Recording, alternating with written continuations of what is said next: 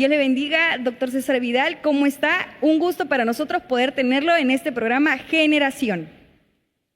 Encantado de estar aquí y además para abordar un tema como el que están ustedes mencionando y he podido escuchar a Fabricio en los últimos minutos.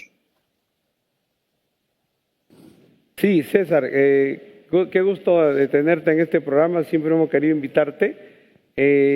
Estamos, siguiendo tu trabajo, la publicación de tu último libro y también la censura, ¿no? Vemos que YouTube, las redes, están cuestionando mucho algunos comentarios tuyos en cuanto al reseteo mundial y otros temas también. Cuéntanos cómo va eso. Bueno, hoy reanudamos la 7ª temporada del programa La Voz con la noticia de que YouTube nos censuraba, nos sacaba por 2 semanas de la red YouTube por el anuncio, ni siquiera el programa del Gran Reseteo, porque el programa del Gran Reseteo se emite por suscripción en cesarvidal.tv. Nos sacaba fuera por el anuncio del programa del Gran Reseteo que estaba dedicado a Bill Gates y evidentemente era impensable que pudiéramos hablar de Bill Gates saliéndonos de la ortodoxia, saliéndonos de lo que se puede decir en las redes sociales. Es la segunda vez que nos han censurado y se supone que si nos censuran por tercera vez estamos fuera de YouTube. Lo que pasa que en previsión de que esto pudiera suceder, ya en el mes de septiembre organizamos una plataforma independiente que es cesarvidal.tv para poder seguir difundiendo todo tipo de informaciones que muchas veces, la mayoría de las veces, no aparecen en los medios convencionales que están sometidos totalmente a la agenda globalista. Y como comentaba la persona que me estaba presentando, pues cada vez nos acercamos más a ese mundo de George Orwell, de la novela 1984, en la que el Ministerio del Amor era el que se ocupaba de la guerra y donde el resto de los ministerios tenían nombres pomposos y bonitos, pero ocultaban la terrible realidad de una dictadura. Así es, doctor César Vidal, quien le habla es Yemina Tapia, y para esto hay una audiencia ya un poco grande de jóvenes que están ansiosos por saber y también a lo mejor poder simplificar la respuesta y poder responderle en decirle ¿qué es el Gran Reseteo? Vamos a ver, el Gran Reseteo es el nombre que el Foro Económico Mundial, también conocido como Foro de Davos, porque se reúne en la ciudad de Davos, ha decidido que va a significar el cambio de este mundo desde ahora hasta el año 2030. Supuestamente ese gran reseteo iba a empezar en el mes de enero de 2021, tendría que empezar en este mes, pero finalmente el Foro Económico debió de pensar que la situación es delicada, que hay que ver cómo se desempeña el actual inquilino de la Casa Blanca, no el actual, el que supuestamente va a venir, Joe Biden, a la Casa Blanca, y que por lo tanto prefieren retrasar unos meses hasta la primavera el gran reseteo, el gran reinicio del mundo y el gran reinicio del mundo sobre todo en términos económicos. ¿Qué va a significar esto? Bueno, no lo digo yo, lo dice el Foro Económico Mundial en un vídeo que publicaron que tiene una duración de 1 minuto y medio aproximadamente y que se puede encontrar en cesarvidal.com, simplemente escribiendo en el buscador "no tendrás nada y serás feliz". En ese vídeo de 1 minuto y medio aproximadamente del Foro de Davos se nos dice lo que va a ser el mundo en el año 2030. Ese mundo va a ser un mundo en el que, en primer lugar, la propiedad privada va a desaparecer prácticamente, no tendremos nada, pero seremos felices. Por supuesto, no hace falta que diga que la propiedad privada que no va a desaparecer es la de Soros, es la de Bill Gates o es la del Vaticano, es decir, desaparecerá el resto de las propiedades privadas, pero esas no las va a tocar nadie. En segundo lugar, se nos advierte de que 2.000 millones de inmigrantes ilegales van a ir a los países occidentales. Esto es algo verdaderamente impresionante, porque cualquiera que piense que, por ejemplo, en el continente americano 1.000 millones de inmigrantes ilegales van a entrar en Estados Unidos o el Canadá, o en Europa, en la Unión Europea, 1.000 millones de inmigrantes ilegales procedentes de África y Oriente Medio, se puede dar cuenta que poco va a quedar de la Unión Europea y de los Estados Unidos después de una invasión así. Se nos advierte de que ya no comeremos carne, no formará parte de nuestra dieta, pero eso es bueno porque nos va a hacer bien a la salud y va a hacer bien al medio ambiente. Se nos dice además que Estados Unidos dejará de ser la primera potencia del mundo e incluso al final, supongo que para consolarnos, porque va a ser un mundo sin combustibles fósiles, sin propiedad privada, sin consumo de carne, sin la protección de los Estados Unidos, también se nos informa de que es muy posible que al final de esta década de los años 20 y acercándonos al año 2030 nos encontremos con extraterrestres. Esto puede parecer una película de ciencia ficción, puede parecer una película de terror, pero cuando quien lo dice es la gente del Foro Económico Mundial, del Foro de Davos, al que no hemos elegido ninguno de nosotros, al que ningún país le ha dado poder o mandato para cambiar el mundo, pero que han decidido que van a resetear el mundo y que vamos hacia un mundo distinto, pues evidentemente es para sentirse inquietos. Doctor, ¿cómo está usted? Buenos días o buenas tardes. Es un placer siempre verlo. Buenas noches aquí. Es un placer siempre verlo. Hermano, permítame hacerle una pequeña pregunta. Lo que usted está diciendo, hermano, se parece a Blade Runner. Se parece a alguna novela de K. Dick. Estamos hablando de un mundo... ¿Cómo va a recordar las generaciones futuras, sea cual sea el desenlace de esto? ¿Cómo usted cree que este tiempo va a ser recordado de acá 80, 100 años? Este tiempo bueno, que estamos viviendo. Vamos a ver, evidentemente el gran reseteo o la Agenda 2030, que es el nombre que le da la Organización de las Naciones Unidas o la Agenda Globalista, como la denominamos algunos, implica un cambio totalitario de la sociedad de tal envergadura, de tales magnitudes, que evidentemente significa el final de la libertad en este planeta. Es decir, cualquiera que piense que va a tener un atisbo de libertad cuando lo que va a suceder es que no va a disponer de propiedad privada, cuando los medios de comunicación van a estar controlados, cuando la censura se va a poder imponer, como se está imponiendo ya de manera encarnizada en las redes sociales, cuando incluso la independencia y la soberanía de las naciones va a desaparecer, pero a una velocidad extraordinaria, evidentemente se dará cuenta de que incluso esas novelas de ciencia ficción que usted menciona, bueno, pues casi son una excursión de niños de escuela dominical comparado con el futuro que nos preparan de aquí al año 2030. Yo espero que esa agenda no triunfe, que no alcance sus objetivos y que recordemos todo como una terrible pesadilla que finalmente no llegó a consumarse, pues como no se consumaron los planes de gobierno mundial del comunismo o del nazismo, sino que por el contrario, en algún momento conseguimos que esos planes no llegaran a su término último. Pero no cabe la menor duda de que la gente que impulsa la agenda globalista tiene más que decidido ir en esa dirección. Permítame que le dé alguna pincelada en el caso del Perú, ya que estamos hablando para una audiencia que me imagino que será mayoritariamente peruana. Quiero decirles que, aunque ustedes no lo sepan, el actual gobierno del Perú ya ha firmado deuda pública de la República del Perú para dentro de 100 años. Sí, claro, es decir, el Perú se ha endeudado para un siglo, lo cual significa que la soberanía, la independencia, la capacidad de maniobra del Perú, pues se acerca a cero. Quiero decirles también que este año tienen unos desafíos de carácter electoral que no son pequeños y quiero decirles que además ustedes han vivido una situación muy convulsa institucionalmente en que se produjo la salida del presidente Vizcarra.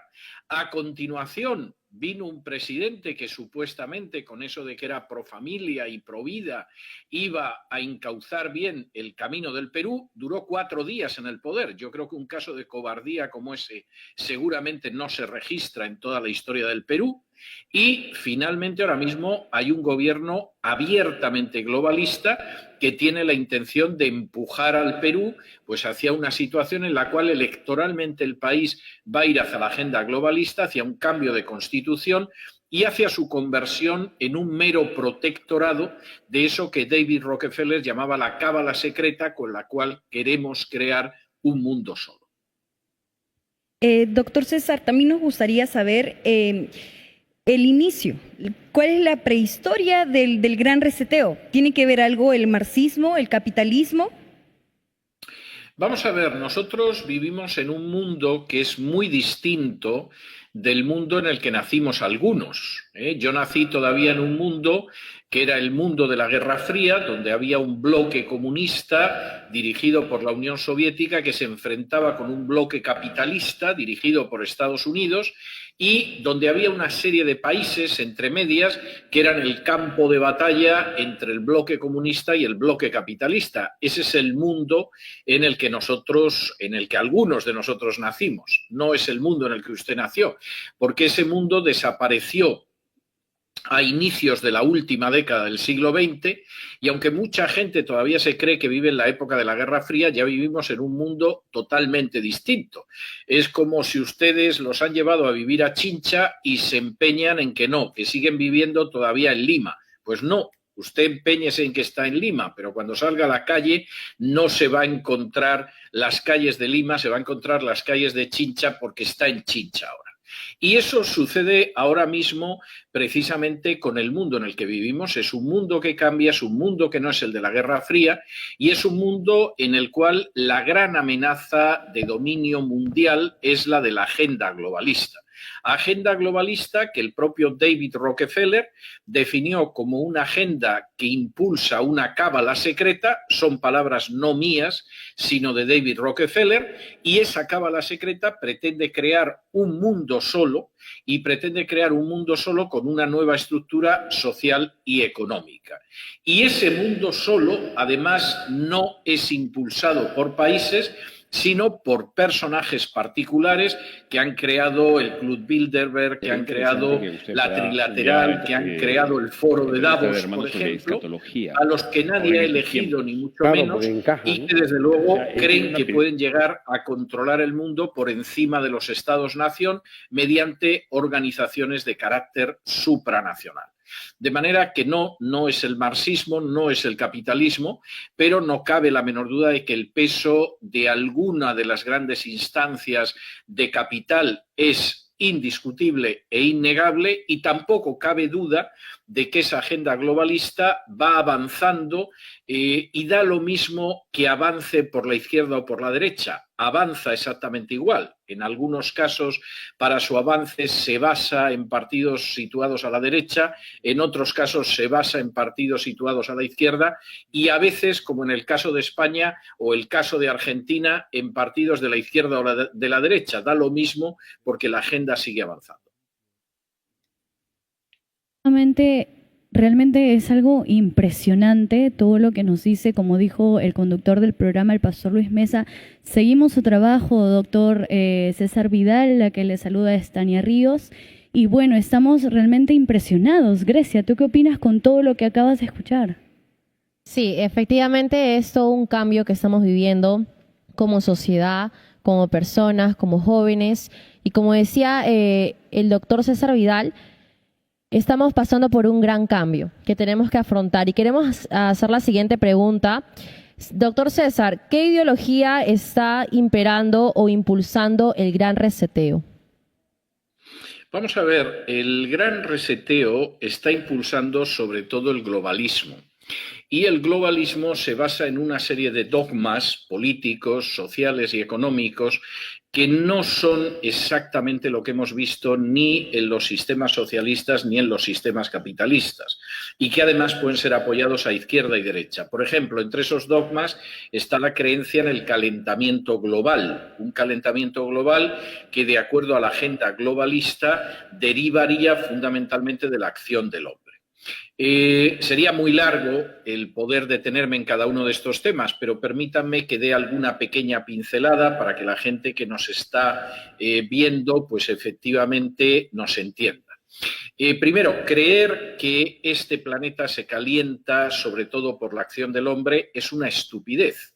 Y es una estupidez, además, demostrable históricamente. El planeta Tierra ha vivido 3 periodos todavía más calientes que el actual periodo, y son 3 periodos en los que el ser humano ni tenía automóviles, ni tenía aviones, ni cosa parecida. En el siglo XIII a.C.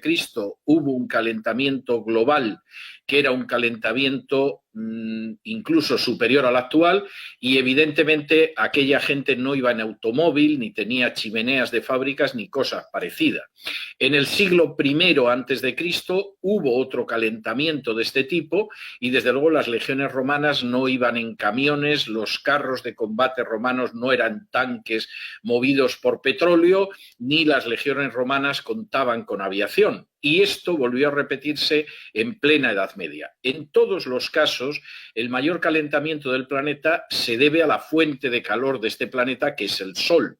Y las mutaciones que experimenta el Sol las sufrimos nosotros de la misma manera que si el Sol se apagara, pues moriríamos de manera casi instantánea por el frío espantoso que se apoderaría del planeta Tierra. De manera que en términos históricos eso es una falsedad. Pero sí nos viene muy bien porque eso permite controlar la economía de las naciones. El día de mañana, y esto la agenda globalista no lo oculta, las naciones de Hispanoamérica no van a tener industria, no se va a permitir que se desarrollen industrialmente. Tienen que ser naciones dominadas, controladas, desprovistas de soberanía, y por lo tanto no pueden ser naciones ricas y prósperas.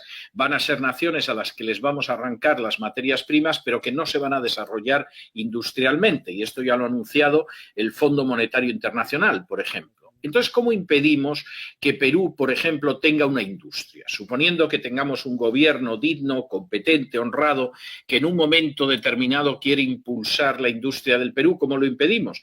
Pues simplemente le comunicamos a Perú que no puede desarrollar esa industria porque contribuye negativamente al calentamiento global. Perú podría decir, oiga, pero China calienta supuestamente más, desde luego contamina mucho más que el Perú, también lo hace India, pero le van a decir, usted cállese y obedezca, porque tiene usted una deuda ya para un siglo, ¿eh?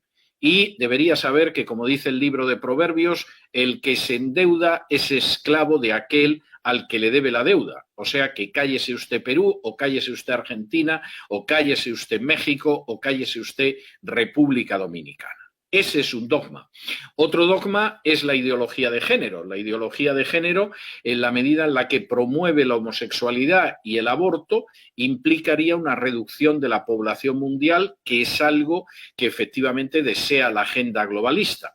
Otro dogma sería la inmigración descontrolada, la inmigración ilegal descontrolada, por la sencilla razón de que no hay nación a lo largo de la historia que haya podido soportar el no controlar sus fronteras. Si mañana Perú no tuviera un control de sus fronteras y la gente de los países de alrededor pudiera entrar tranquilamente en Perú, Perú estaría condenado como Estado a desaparecer y su población dejaría de ser una población que es peruana y que toma sus decisiones para ser sustituida por una población en la que a los peruanos se sumarían bolivianos, venezolanos, etcétera, etcétera, que por supuesto no se sentirían peruanos y que harían lo que les parecería bien, que me temo que en la mayoría de los casos no sería buscar el bien nacional del Perú. Y quien dice Perú, pues puede hablar de España o puede hablar de Italia o puede hablar de los Estados Unidos.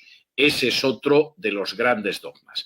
Y cuando uno contempla a los que siguen estos dogmas, sea el calentamiento global, sea la ideología de género, sea la inmigración descontrolada, etcétera, etcétera, uno se encuentra a los globalistas y descubre que esos globalistas están a la izquierda y a la derecha. Y lo mismo lo puede impulsar, por ejemplo, pensando en Argentina, el aborto, un gobierno supuestamente de izquierdas como el de Cristina Fernández de Kirchner, que un gobierno de derechas como era el caso de Macri. Al final, lo que importa es avanzar la agenda globalista y quien la impulse es algo absolutamente secundario. Escuché una opinión de Miklos Lucas y decía de que en este trabajo del gran reseteo y de la agenda globalista, en donde están pues dos poderes, el poder financiero y el poder tecnológico, él decía de que lo que están haciendo ahora es alquilar, o sea, controlar gobiernos, están influyendo en gobiernos, están imponiendo presidentes, prácticamente están violentando la soberanía de un país, invirtiendo mucho dinero en campañas a través de organismos, de ONGs y otras políticas, y de esa manera están prácticamente poniendo presidentes. Y el otro trabajo también de los organismos internacionales, o sea, estamos viendo que hay todo un orquestamiento mundial que está trabajando en ese sentido. Bueno, concedí una entrevista, creo que de más de hora y media, a Miklos para hablar del gran reseteo y de mi libro Un mundo que cambia y en fin, fue una experiencia bastante agradable en su momento y veo que él ha continuado con estos temas posterior a esa entrevista. Yo creo que hay varios poderes que influyen. Sin duda, el poder esencial, como decía el propio David Rockefeller, es esa cábala secreta de la cual conocemos algunos miembros. Es decir, todo el mundo sabe que Soros es un icono, George Soros es un icono de la agenda globalista. Todo el mundo sabe que Bill Gates es otro de los personajes esenciales en la agenda globalista. Todo el mundo sabe, salvo que quiera cerrar los ojos, que el Papa Francisco y el Vaticano son una pieza clave de la agenda globalista y su última encíclica, el Fratelli Tutti, es absolutamente un manifiesto en favor de la agenda globalista. Eso no tiene ningún género de duda, pero hay otros personajes que son menos conocidos. Les voy a poner un ejemplo que indica hasta qué punto esto no es fruto de una visión conspiranoica, es algo que se puede comprobar. Si van ustedes, espero que no lo hayan borrado de Internet, pero si van ustedes todavía a Google y escriben Our Guardians, nuestros guardianes, se van a encontrar con una foto maravillosa en cuyo centro está el Papa Francisco, a su izquierda hay un cardenal negro, a su derecha está la señora Rothschild y después hay una serie de personajes que aparecen descritos en esa página web y que forman parte de esas grandes oligarquías financieras y tecnológicas. Y además tienen la desvergüenza de definirse como Our Guardians, nuestros guardianes.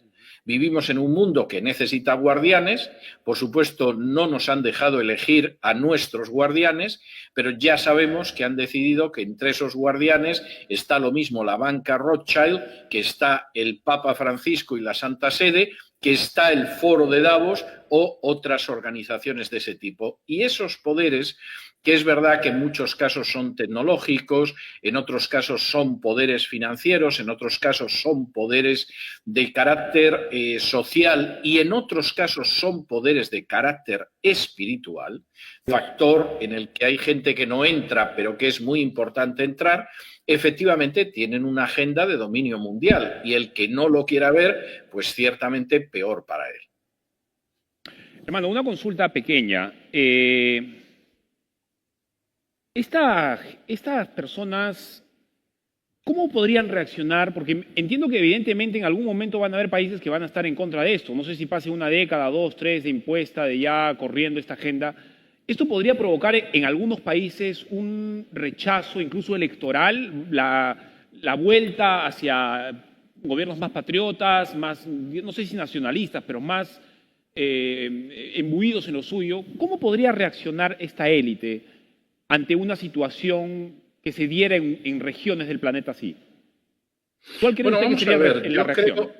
Yo creo que esta élite está de manera muy clara intentando que no puedan suceder cosas que descarrilen, que detengan o que realmente impidan el triunfo de la agenda globalista. Y entonces eso discurre por distintos lugares. Por ejemplo, en el caso de las elecciones, bueno, pues vamos descubriendo que no es tan difícil, primero, ofrecer una información a través de las redes sociales y de los medios de comunicación que dirijan el voto de los ciudadanos en la dirección que quiere la agenda globalista. Vamos descubriendo también que si hay en un momento determinado que amañar unas elecciones, que falsear unas elecciones, se falsean las elecciones. Vamos viendo que si en un momento determinado las elecciones falseadas no dan el resultado que queríamos, pues entonces lo que sucede es que podemos organizar una revolución de colores como las que han existido en el este de Europa y conseguimos que llegue al poder quienes nosotros nos apetece que lleguen al poder. De manera que en términos de lo que son las elecciones, los partidos que llegan al poder, los presidentes que llegan a la casa presidencial, digamos que esto está muy trabajado. Puede haber algún momento en que la cosa se les escape, pero esto está muy trabajado, muy testado y yo creo que en términos generales se ponen muy nerviosos cuando se descubre la conjura, la conspiración, pero si no se sienten muy felices porque lo tienen muy avanzado. En otros casos esto es más complicado. Y voy a poner un ejemplo que me parece muy importante porque tiene que ver con Hispanoamérica de manera directa y porque esto afecta también de manera directa al Perú. A inicios del año 2019 tiene lugar en Bogotá, Colombia, un gran concilio, una mega reunión, un inmenso aquelarre de las organizaciones lobbies, de las organizaciones gays, de las organizaciones de ideología de género de Hispanoamérica. En esa gran reunión, en la que intentan ver cómo avanza la agenda globalista, sobre todo en el terreno de la ideología de género, estos lobbies, estas organizaciones gays, llegan a 3 conclusiones, 3 por unanimidad.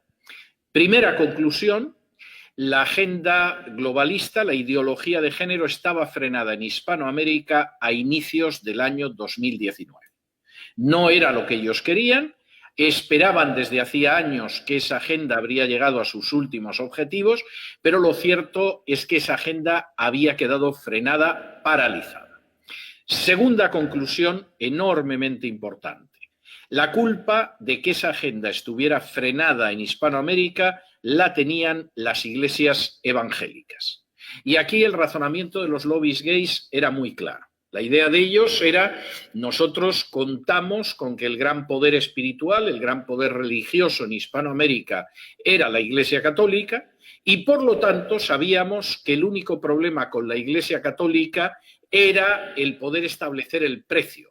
Pero solo el precio. La Iglesia Católica al final pactaría con nosotros siempre que entregáramos el precio que la Iglesia Católica considera que es el indispensable, el mínimo que tiene que entregarse. Y como además la Iglesia Católica tiene una estructura piramidal y lo que se decide en la cúspide de esa pirámide es lo que se hace.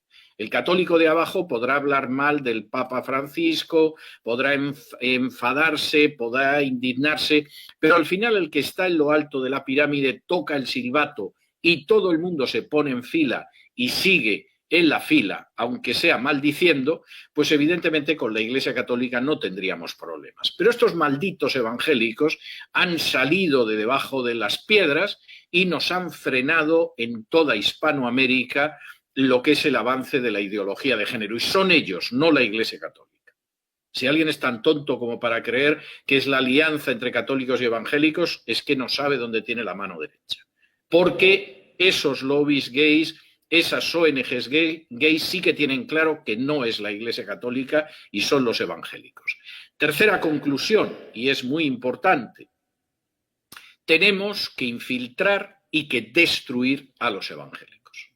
Y esto no es una cuestión de quién se elige como presidente, como congresista, etcétera. Esto es la cuestión de que es un grupo social que ha frenado nuestra agenda. No lo han hecho los gobiernos, no lo ha hecho la Iglesia Católica, no lo han hecho los presidentes, lo han hecho los evangélicos en la calle y, por lo tanto, tenemos que infiltrarlos y destruirlos.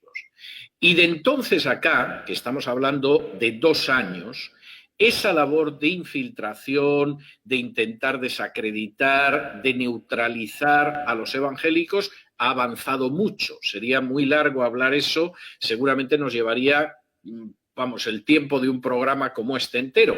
Pero quiero decir que efectivamente, por un lado, amañar las elecciones, impulsar al electorado en una dirección, avanzar de esa manera es relativamente fácil,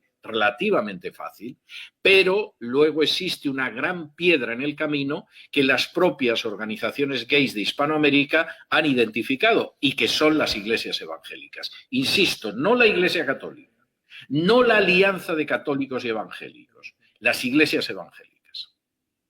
Así es, doctor César Vidal, como lo estamos viendo, gracias a Dios que en medio de ese tiempo todavía ha levantado, y como hemos visto aún mismo aquí en Perú, que las iglesias evangélicas se levantaron para que las puertas de las iglesias puedan ser abiertas y podamos retornar a la casa de Dios. Pero también tenemos una audiencia conectada que ha estado dejando sus preguntas, muchos jóvenes que están mandando saludos ya de República Dominicana, Chile y a lo largo de todo el Perú.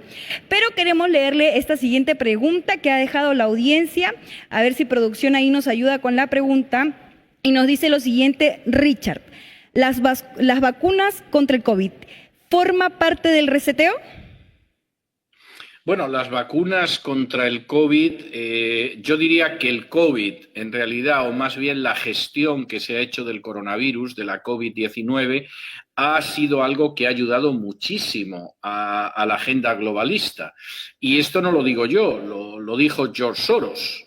A principios del año pasado, del 2020, George Soros apareció en una de esas entrevistas que aparece en multitud de idiomas y en multitud de países, y en una de esas entrevistas él decía que la crisis de su vida era la crisis del coronavirus, y que lo era porque el coronavirus iba a crear unas condiciones, un contexto que iba a permitir que avanzara la agenda globalista. Esto lo dijo Soros, no lo digo yo. Es verdad que yo había llegado a la misma conclusión y en el epílogo de mi libro Un mundo que cambia yo apunto en esa dirección, pero finalmente Soros apareció para decir que efectivamente es así. Y no cabe la menor duda de que la mala gestión del coronavirus ha permitido poner en funcionamiento multitud de experimentos sociales. Es decir, de pronto pues hemos visto hasta qué punto los medios de comunicación dicen lo que les digamos que digan, hasta qué punto la población hace lo que le digamos que hace, hasta qué punto podemos ocultar datos o manipularlos y la pobre población pues obedece, hasta qué punto les decimos que se pongan una mascarilla o que mantengan una distancia social.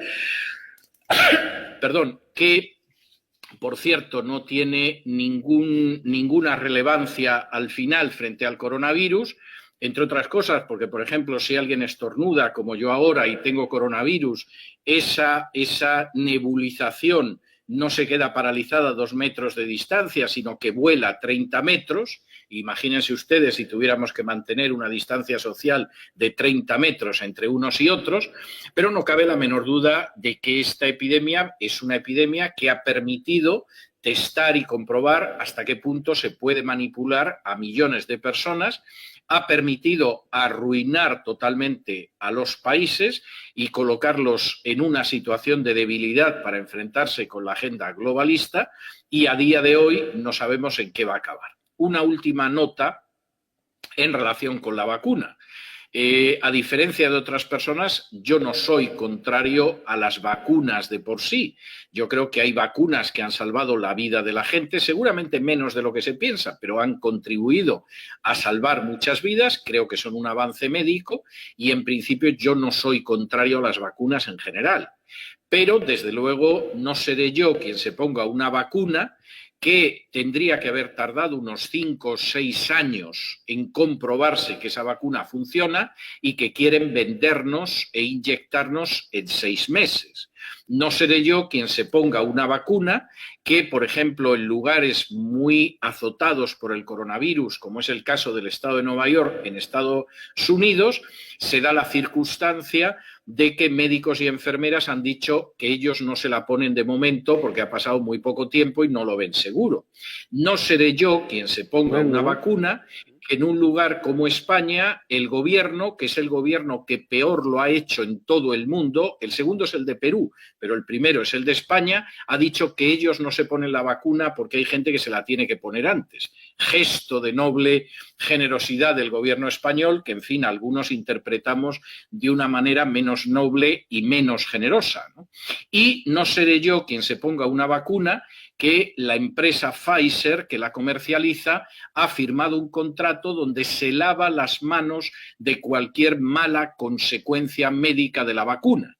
Es decir, si yo me pongo la vacuna y me produce unos efectos secundarios negativos, incluida la muerte, la empresa Pfizer, que tiene un récord de matar gente con sus productos médicos en todo el mundo y que ha pagado en multas solo en Estados Unidos miles de millones de dólares de indemnización a gente que ha sufrido los efectos de sus productos médicos, pues no seré yo quien se ponga una vacuna donde la Pfizer ya de entrada me dice que si me pasa algo, incluido el que me muera por su vacuna, ellos se lavan las manos, no se hacen responsables y no me van a dar ni siquiera $1 de indemnización. Esa es mi opinión personal.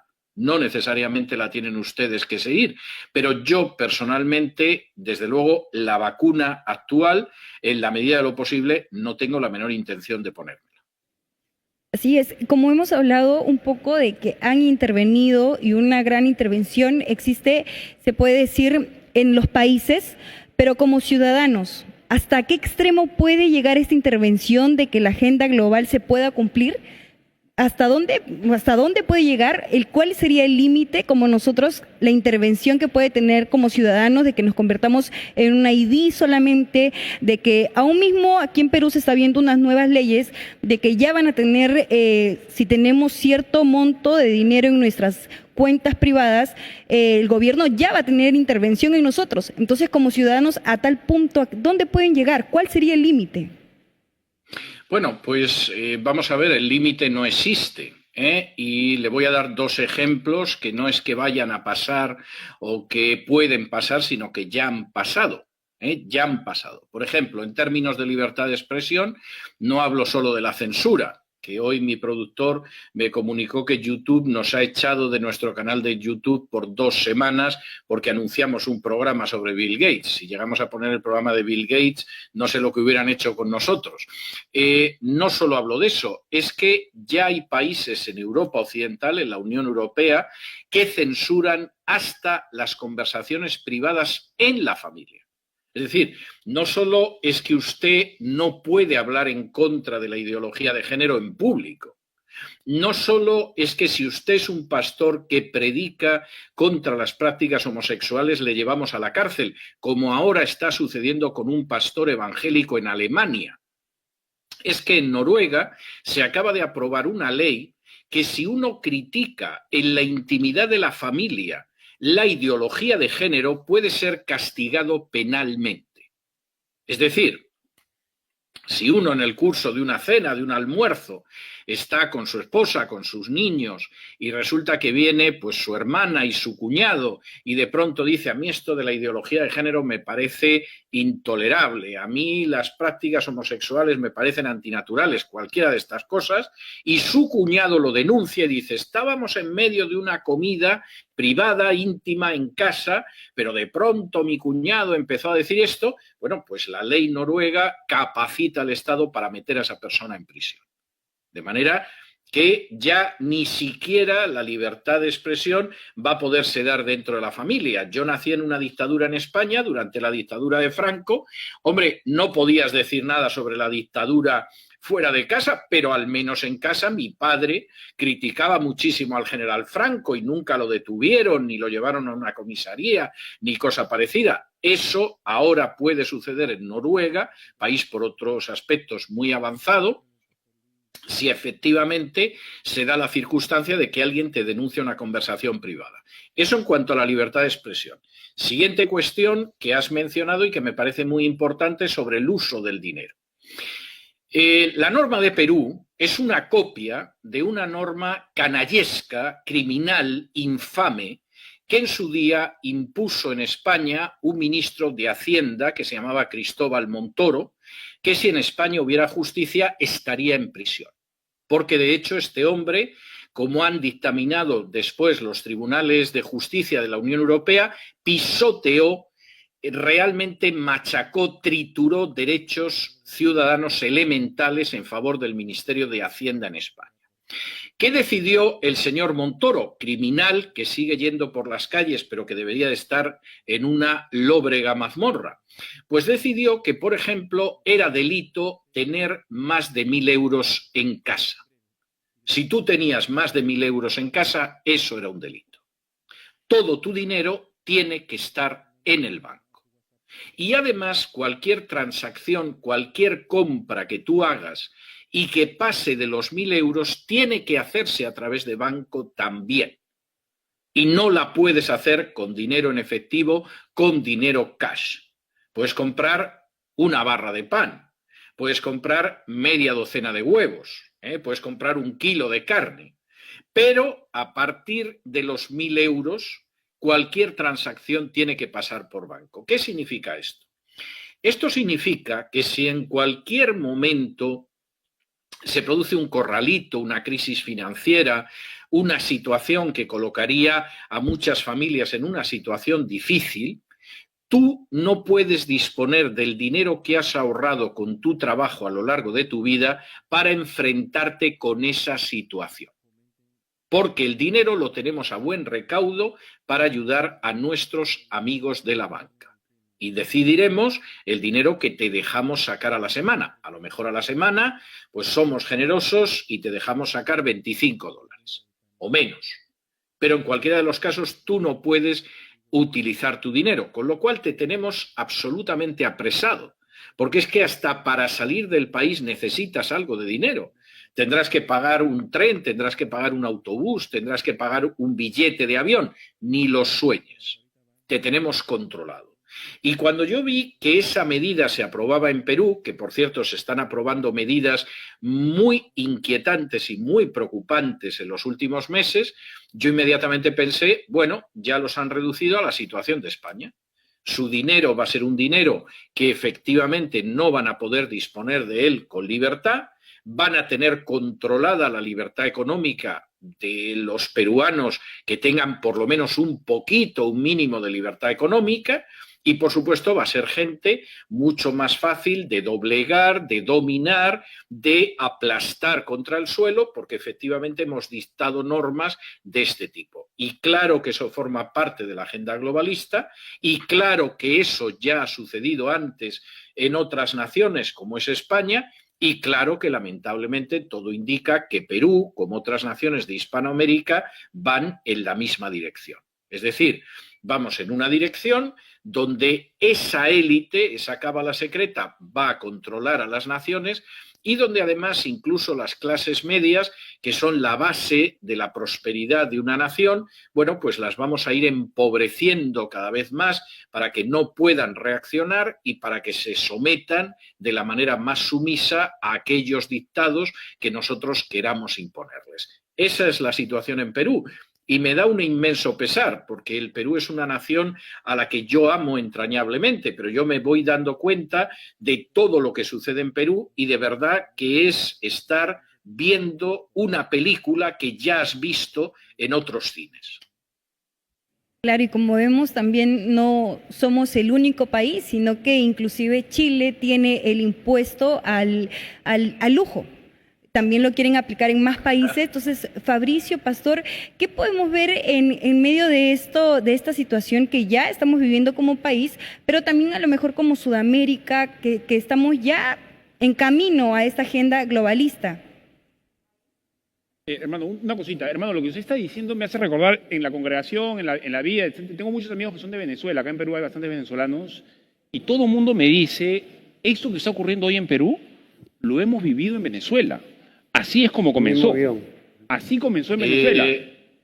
Vamos a ver, lo que se está viviendo en Perú, yo no quiero que no duerman ustedes tranquilos esta noche, nada más lejos de mis intenciones, pero lo que se está empezando a ver en Perú es peor que lo de Venezuela.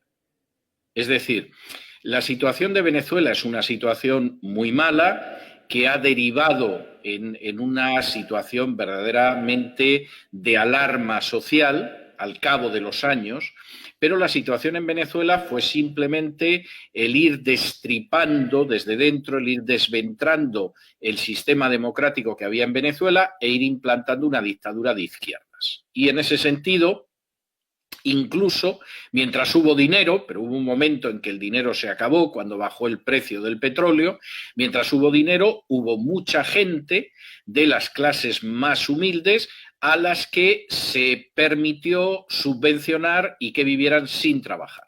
Y evidentemente no puede sorprender que esas clases más humildes pues votaran a Hugo Chávez y le dieran un triunfo electoral tras otro porque estaban totalmente subsidiadas desde el poder. Cuando en un momento determinado Barack Obama y el rey de Arabia Saudí pactan la bajada del precio del petróleo, pues eso para un país como Venezuela, que el 90% de sus exportaciones eran petróleo, incluso aunque Venezuela hubiera tenido políticos honrados y competentes, no eran ni una cosa ni la otra, pero incluso si los hubiera tenido, hubiera sido un golpe terrible. Si además los políticos son corruptos e incompetentes, como es el caso del chavismo, eso ha llevado a Venezuela a la situación actual. Esa es la descripción de lo que pasó en Venezuela. Lo que está pasando en Perú es más grave porque es un proceso en el cual se puede mantener la sensación de que hay unas instituciones democráticas funcionando. Aparentemente no vamos hacia una dictadura, no va a haber un Hugo Chávez gobernando el país, ni mucho menos, pero por el contrario estamos acabando con una serie de libertades de los ciudadanos que les impide que efectivamente reaccionen. Y en ese sentido, o sea, siento decir esto, me gustaría decir, pues hombre, se parece a lo de Venezuela, puede pararse en algún momento con relativa facilidad durante años, como ha pasado en Venezuela, pero lo cierto es que la cuestión de Perú se parece mucho más a determinado tipo de golpe que se ha dado en otros países, donde no se aprecia el golpe, donde incluso puedes hablar de que hay conquistas democráticas, como puede ser en un momento determinado la legalización del aborto o del matrimonio homosexual, y donde el país se convierte en esa imagen que yo utilizo a veces, que es como si uno echara mano de un huevo, al huevo le hace un agujerito abajo, le quita la clara, le quita la yema, queda una cáscara vacía, pero si la enseñas parece que tienes el huevo. No, es una cáscara vacía.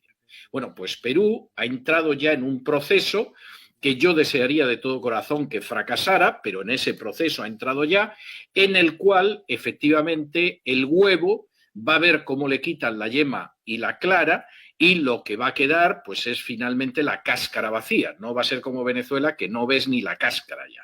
No, en el caso de Perú hasta podemos presentarlo como un avance del progreso mundial. Y si en las próximas elecciones efectivamente acaba llegando al poder pues un presidente conservador pero cobarde, como el que duró 4 días en Perú, que sería muy católico, iría mucho a misa, sería muy pro familia, sería muy pro vida, pero aguantó 4 días, y eso es bochornoso. No hay que tener solo un perfil ideológico, hay que tener integridad y valentía también. O si llega uno como el actual, que está situado claramente en la agenda globalista, pues el futuro del Perú es desaparecer como nación soberana, porque ya ha ido dando una serie de pasos en esa dirección. Por ejemplo, endeudarse para 100 años.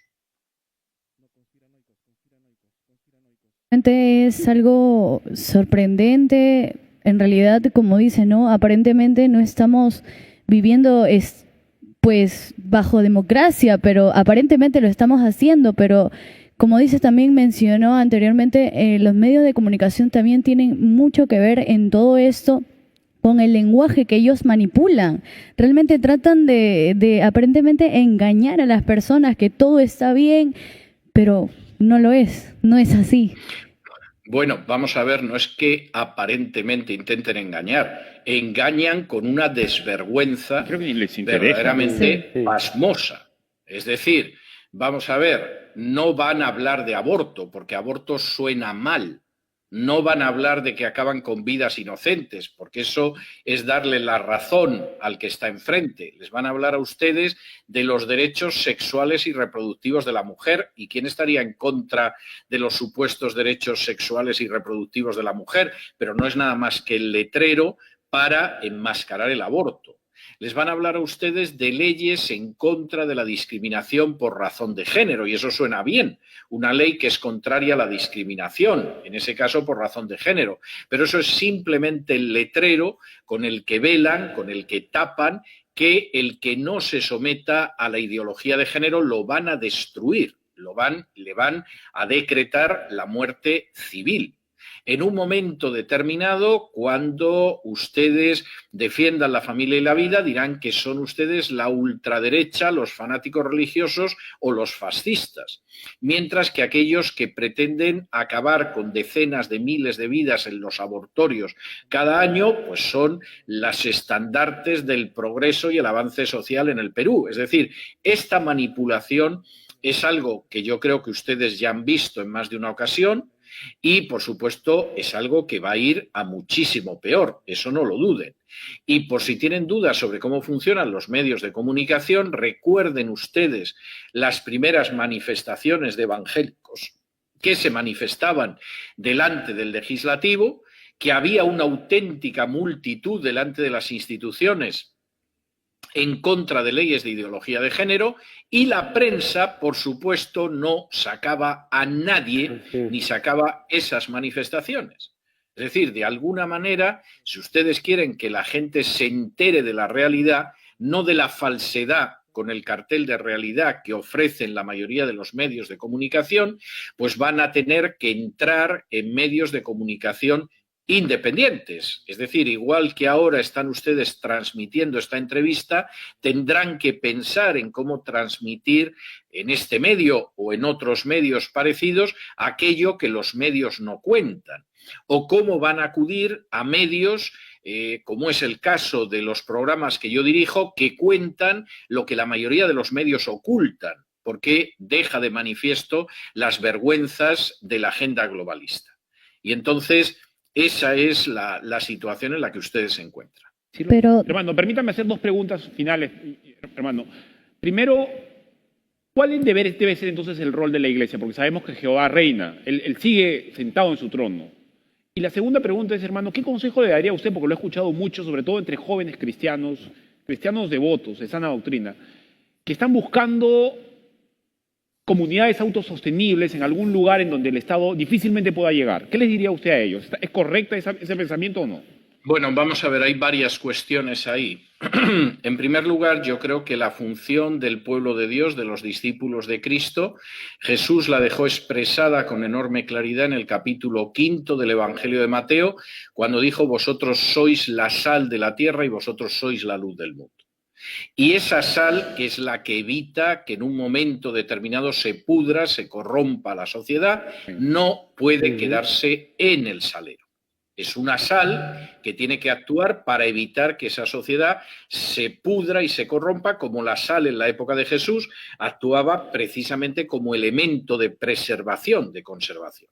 Y esa luz del mundo, que no es una luz más, es la luz del mundo, no se puede apagar, o como dice Jesús, no se puede colocar debajo del almud, tiene que iluminar a los demás, porque si esta sociedad que no tiene luz es una sociedad donde esa luz no brilla, seguirá caminando en tinieblas, tropezará y se romperá la crisma nacional en algún momento de su historia. Y por lo tanto la Iglesia lo que tiene que ser es ser sal y luz. ¿Esto en qué se traduce? Esto, hablando en términos prácticos, ¿a dónde va?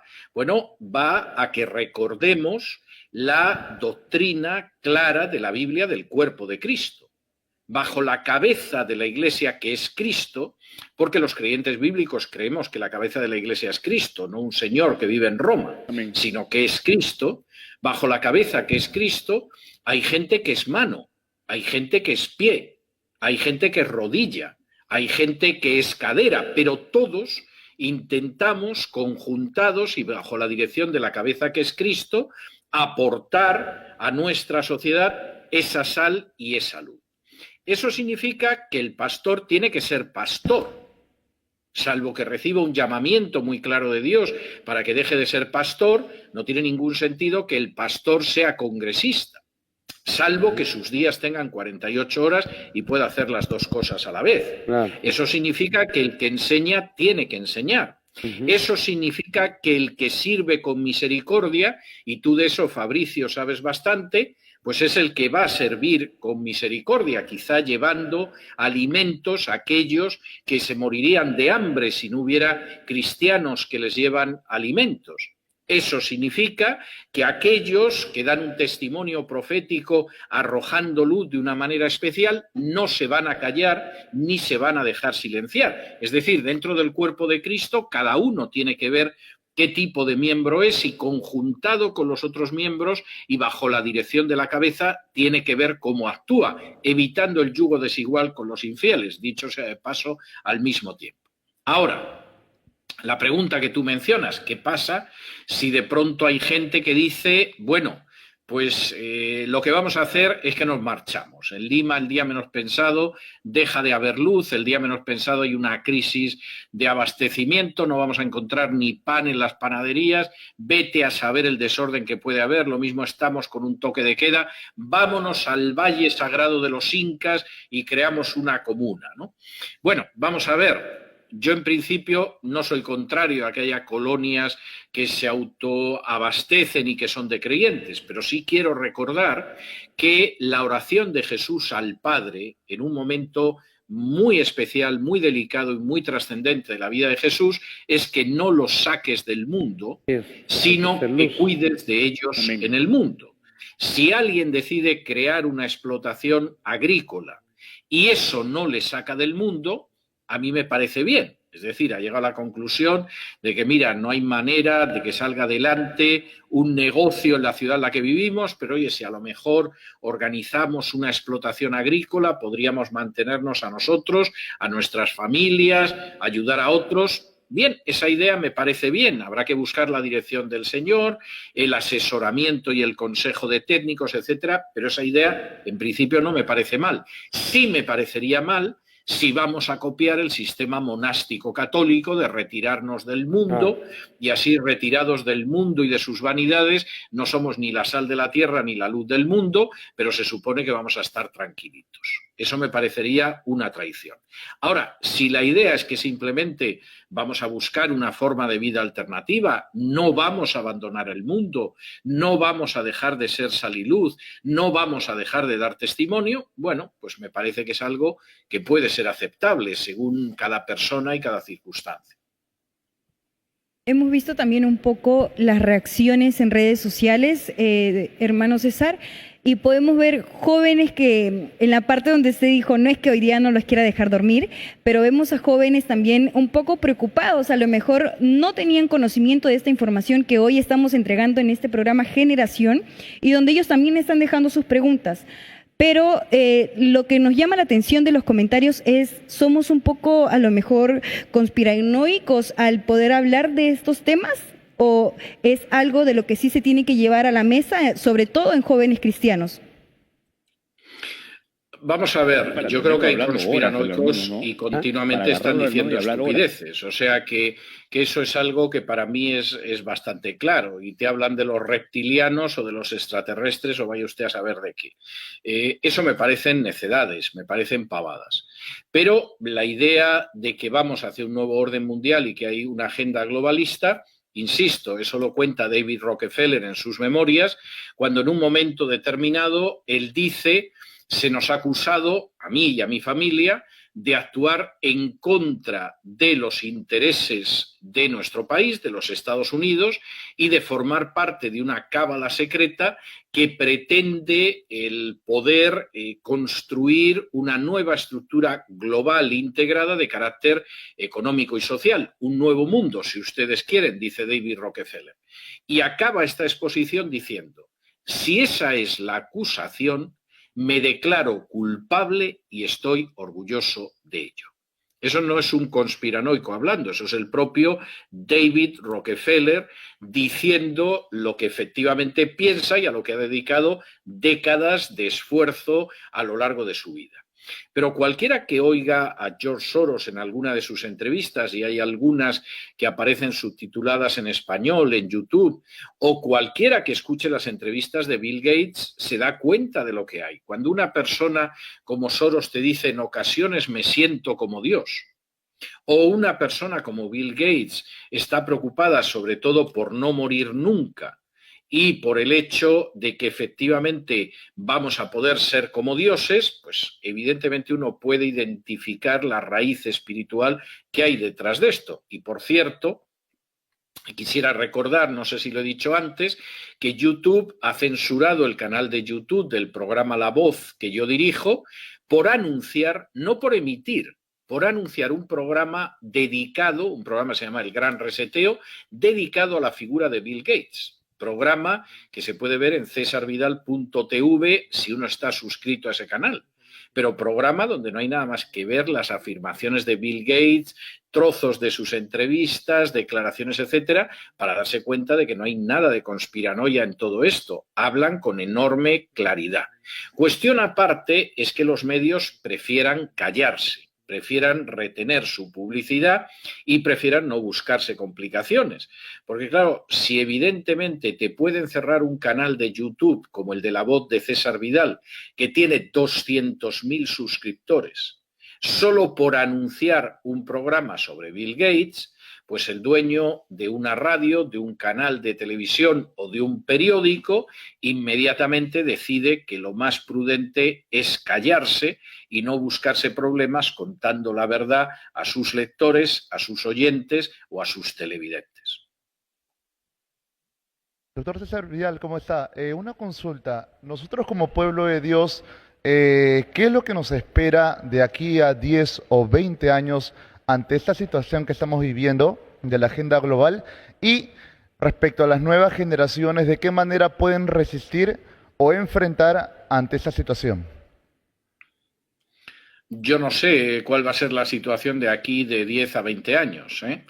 Y además yo tengo un enorme respeto por la palabra de Dios, y la palabra de Dios se expresa muy claramente en Deuteronomio que cuando alguien se pone a anunciar lo que va a suceder en el futuro y no sucede, aunque diga que es un profeta, es un embustero, y Dios ha dejado de manifiesto que lo que ha dicho es falso. Yo, desde luego, no tengo la menor intención de incurrir jamás en mi vida en ese tipo de conducta.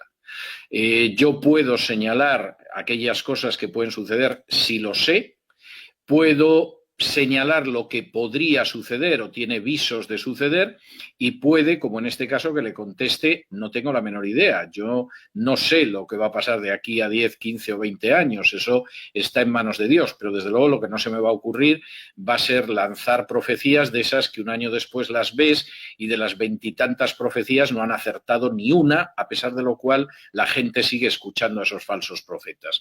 No es mi caso, no lo puedo decir. Ahora, en el caso de la situación de los jóvenes, vamos a ver, los jóvenes están en una situación en la que de manera casi inmediata, no inmediata, pero casi inmediata, van a recibir el testigo de la generación actual, y esos jóvenes tienen que ser conscientes de que su llamamiento es a ser sal y luz, y de que la única base que tienen para avanzar en esa dirección es precisamente la Biblia.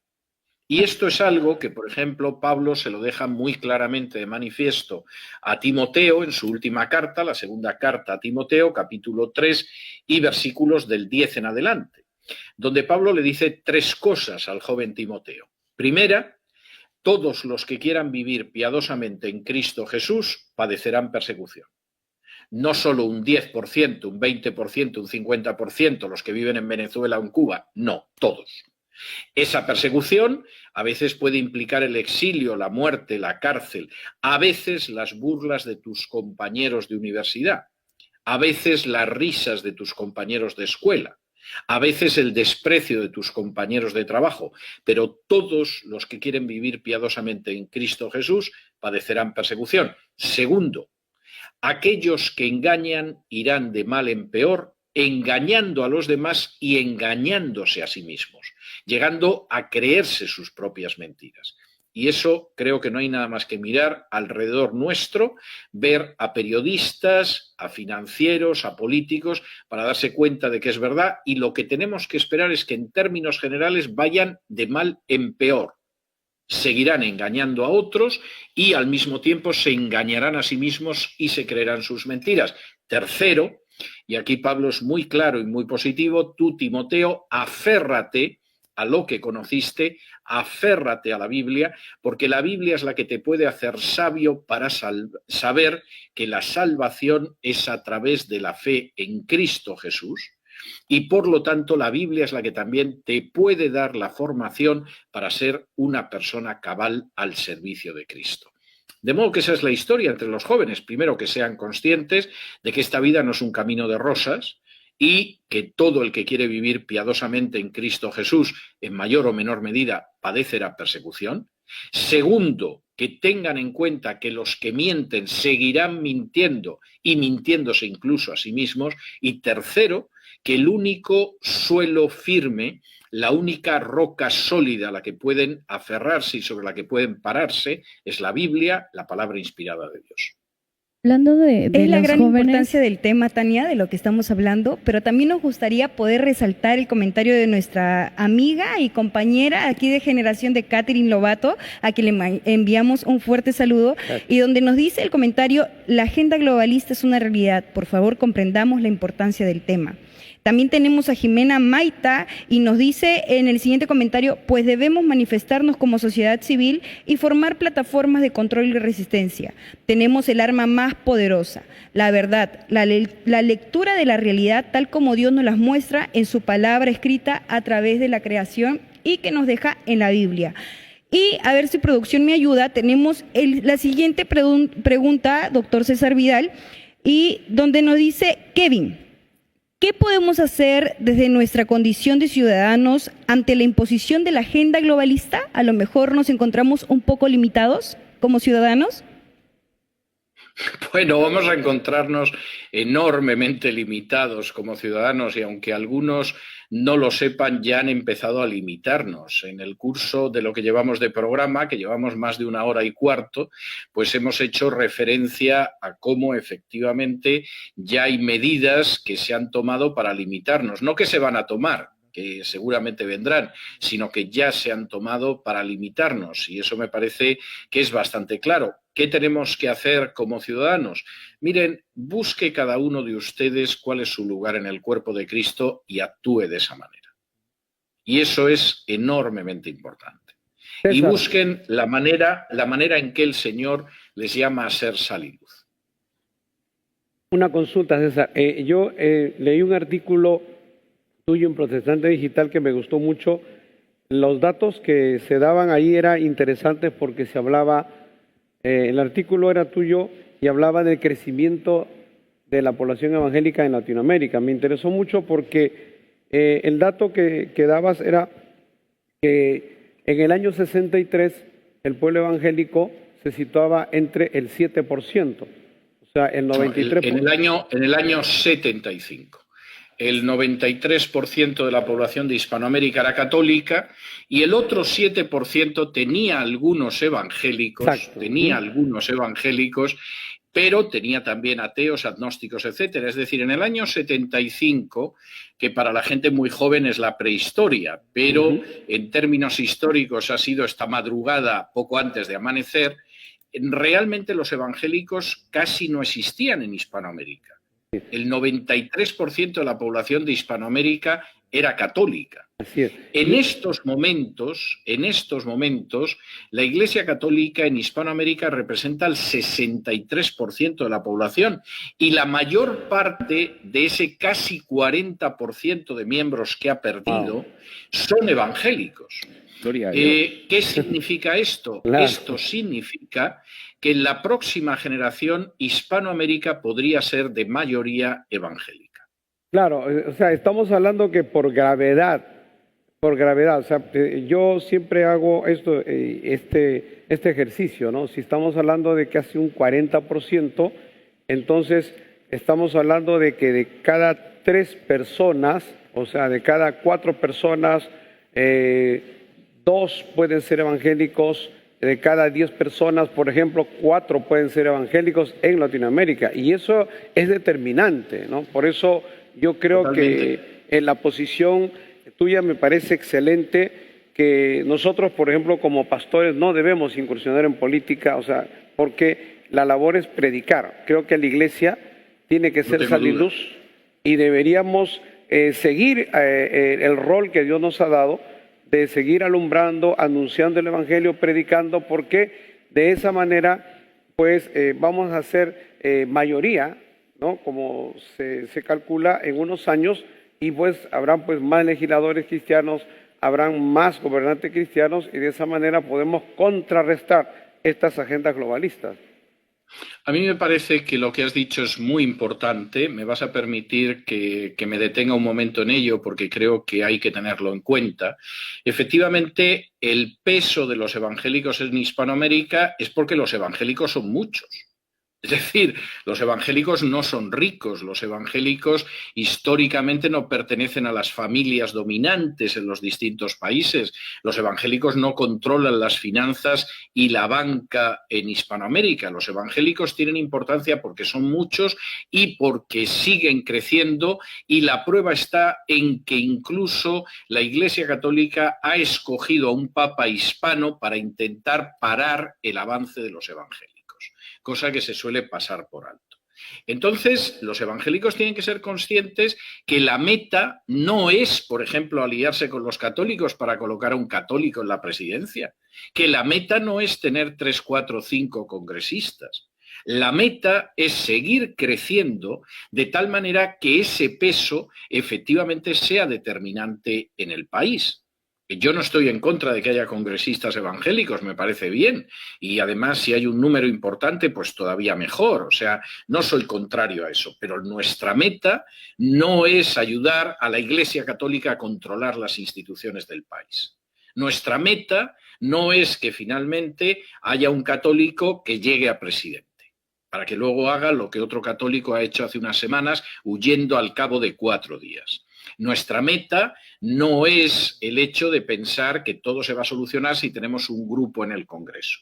Nuestra meta es ser sal y luz, es seguir creciendo, y desde abajo, que es lo que temen tremendamente esas ONGs y esos lobbies gays a los que yo hacía referencia, desde abajo impulsar esos cambios dentro de nuestra sociedad. Y cuando alguien pierde de vista la perspectiva de que lo importante está abajo, está en ser sal y luz, está realmente en el hecho de que ese número importante y creciente de evangélicos es el que va a cambiar la sociedad, y pretende sustituir eso por cierta presencia en las instituciones o por alianzas para colocar a alguien en las instituciones, pues puede que esté guiado por la buena fe, pero está cometiendo unos errores tremendos, que además demuestran que no sabe cómo funciona este mundo. Y me vas a permitir que en unos segundos explique un caso que me parece muy importante. Hace apenas unos años, en Costa Rica, se produjo un enfrentamiento electoral en el cual uno de los candidatos era un evangélico, que por supuesto era pro vida, pro familia, anticorrupción, etc. Y el otro candidato era un candidato de izquierda. Uno hubiera pensado, aquellos que creen en las alianzas con la Iglesia Católica, uno hubiera pensado que la Iglesia Católica habría dicho, hombre, puesto que el candidato evangélico es pro vida y pro familia, vamos a pedir a los votantes católicos que lo apoyen. ¿Qué hizo la Iglesia Católica? Presentó las elecciones como el enfrentamiento entre católicos y evangélicos. Dijo que si ganaba las elecciones y llegaba presidente el evangélico, iba a quitar las fiestas de la Virgen, y abrió la puerta a que una izquierda fanática se apoderara de Costa Rica. Esa izquierda fanática que sigue gobernando Costa Rica con el apoyo directo de la Iglesia Católica ha conseguido ser el partido más corrompido de toda la historia de Costa Rica. Ha conseguido que se apruebe una ley de aborto. ha conseguido que se apruebe una ley de matrimonio homosexual y lo hizo con el apoyo de la Iglesia Católica, que estaba dispuesta a hundir a Costa Rica antes de que un evangélico llegara a presidente. Hermano, Cuando algunos evangélicos de pronto piensan que se puede llegar a ciertos acuerdos con ciertas organizaciones, sería interesante no solo que aprendieran algo de historia, sino que también supieran lo que ha pasado en Hispanoamérica en los últimos tiempos. está usted escribiendo a una gran ramera, hermano. Casi vestida de púrpura y escarlata. Así es. Bueno, yo cuando me enteré de que estos lobbies gays en Bogotá decían que el problema con la Iglesia Católica no era llegar a un acuerdo, sino solo el precio, me acordé de una anécdota que contaba ese gran humorista que era Groucho Marx, ¿no? Él decía que en cierta ocasión se había acercado a una señora y le había dicho: ¿usted se acostaría conmigo por $1 millón? Y la señora le había dicho: hombre, por $1 millón sí. Y a continuación Groucho Marx le había dicho: ¿y por $1 se acostaría conmigo? Y entonces la señora se había ofendido y le había dicho: ¿pero quién se cree usted que soy? Y Groucho Marx le había dicho: no, quién es usted está claro, ahora solo estamos discutiendo el precio. Y a mí me vino eso a la cabeza cuando pude ver que efectivamente estas organizaciones gays decían: el problema con la Iglesia Católica no es llegar a un acuerdo, aquí el único problema es el precio.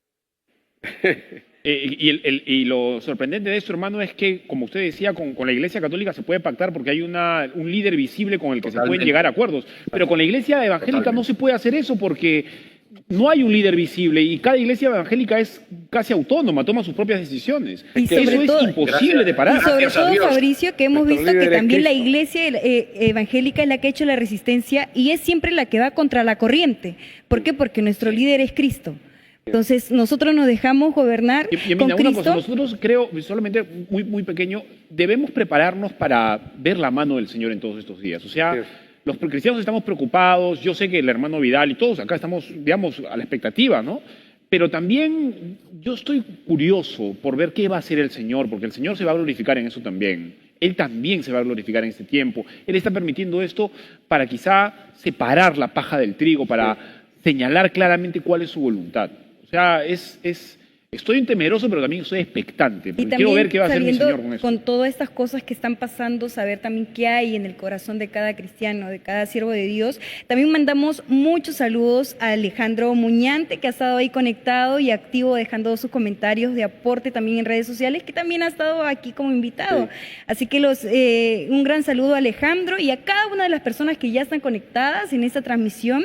Pero lo más triste de este programa es que el tiempo nos apremia. Y también el tiempo de nuestro hermano César Vidal. Y queríamos a lo mejor saber y que usted nos entregue una perspectiva, hermano César, personal, como aconsejando a los jóvenes que nos están mirando en este programa Generación, de la realidad que estamos viviendo, de que cada día nos estamos acercando más a la agenda globalista y sobre todo como jóvenes cristianos, ¿qué consejo nos podría dejar de a lo mejor siempre estar informados, de siempre buscar al Señor y sobre todo tener nuestra decisión fija y nuestra identidad clara? ¿Qué consejo para ya poder ir culminando el programa desde su perspectiva personal le podría dejar a cada joven y adolescente que nos está mirando hoy? Bueno, no voy a repetir todo lo que he dicho antes del capítulo 3 de la segunda carta a Timoteo, donde habla de esos consejos a los jóvenes, pero sí quisiera añadir algo muy importante que tú misma comentabas ahora, que es la necesidad de informarse. Es decir, que se enteren del mundo en el que viven, porque si están pensando que viendo la televisión o leyendo la prensa convencional o escuchando la radio, en la mayoría de los casos se van a enterar del mundo en el que viven, pues verdaderamente no saben lo que están haciendo. Y yo creo que tienen que buscar medios que les informen de lo que sucede, que sean medios independientes y que sean medios donde, por supuesto, ni la publicidad, ni el deseo de hacer dinero, ni el ansia de ser populares les impide el hecho de contar la verdad, guste o no guste al que la escuche, pero mantienen esa defensa de la libertad y mantienen esa difusión de la verdad. A mí me parece que eso es absolutamente esencial. mundial y además para mí lo es de una manera muy personal, porque en última instancia buena parte de mi trabajo gira en torno a arrojar luz y arrojar luz en términos de información. Me quedo con esa parte de la conclusión, que es que seamos jóvenes, de que podamos arrojar luz. Y eso creo que es parte importante de cada joven. Muchas gracias, le damos la verdad, hermano César Vidal, por aceptar esta invitación a este conversatorio, a este foro, donde muchos jóvenes hemos podido aclarar nuestras dudas y que también nuestro conductor, el pastor Luis Mesa, Fabricio, que ha estado aquí de invitado, y todo este equipo de jóvenes y el equipo de Generación está muy agradecida por su participación en este programa. Muchas gracias. Gracias. Ha sido un placer, a la orden, Gracias. y para cualquier cosa que me necesiten ya saben que no tienen nada más que ponerse en contacto conmigo. Estoy encantado de servirlos. Muchas gracias. Muchas gracias, doctor y hermano César Vidal. Yemina, quería hacer una pequeña acotación con lo que dijo el doctor César Vidal acerca de los jóvenes y dejarse engañar. No se dejen engañar, no solamente lo que vean en televisión o en redes sociales es la verdad, busquen fuentes confiables. El programa anterior también tuvimos a Richard Barren, él también da información en su página. En la página del doctor César Vidal también hay buena información, informémonos. Para esto es este programa, para llevar luz de información a todos los jóvenes que nos ven, pero también queremos... Lo que nos decía también Tania, Exacto. aquí el doctor, pero también nos gustaría saber, Tania, aquí las impresiones de nuestros compañeros, como ya hemos estado bien activos y leyendo ya los comentarios de redes sociales de todas las personas que nos han estado dejando, la verdad que sus comentarios de aporte, sus preguntas, todos los comentarios y también de los países que nos han estado sintonizando, Tania, pero también nos gustaría saber las impresiones de Joel, a lo mejor una pequeña conclusión, Joel. Yemina, bueno, sí. Yo como estudiante en San Cabe Marcos, mencionar que Joel pertenece a la FEC, la Federación FEC. Cristiana de Estudiantes. yo estoy en San Marcos, justo estoy en la Facultad de Ciencias Sociales, estudiando la carrera de Geografía, y me quedé impresionado porque todo lo que cuenta el hermano César Vidal es cierto. A nosotros nos enseñan desde calentamiento global y también nos enseñan las relaciones dentro del espacio, ¿no? Entonces, y cómo estos gobiernos intentan también, el gobierno mundial, ahora lo que veo es que intentan agarrar los territorios de los países para entrar por medio no solo de las políticas, sino también por medio de la parte social, intentando hacer una ingeniería social dentro de las personas, dentro de la sociedad. Y creo que cada estudiante tiene que no dejarse mover por la agitación y la propaganda, ¿no? La agitación y la propaganda que estos pensamientos del globalismo intentan hacer.